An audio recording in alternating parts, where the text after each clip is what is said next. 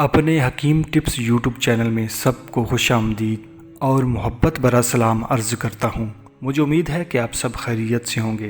प्यारे भाइयों, अगर आप शादीशुदा हैं और चाहते हैं कि आपके अंदर ताकत का ख़जाना उमड़ आए तो ये वीडियो आपके लिए निहायत मुफीद साबित होने वाली है।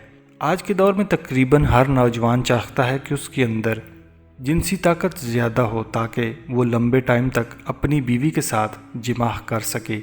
प्यारे दोस्तों, अगर आप पेचीदा किस्म के नुस्खा जात से तंग हैं और ये चाहते हैं कि आपके पास कोई मुफीद किस्म का टोटका नुस्खा आ जाए तो ये नुस्खा लाजमी तौर पर ट्राई करें। उससे पहले अगर आप मेरे चैनल पर नए हैं तो बराए मेहरबानी चैनल को सब्सक्राइब कर लें और साथ घंटी के बटन पर भी लाजमी क्लिक कर लें।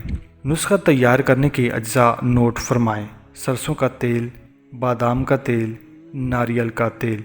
प्यारे दोस्तों, 3 कतरे सरसों का तेल, 3 कतरे बादाम का तेल और 3 ही कतरे नारियल का तेल घर में मौजूद किसी बाउल में डाल दें और इन तीनों तेलों को अच्छी तरह उंगली से मिक्स कर लें।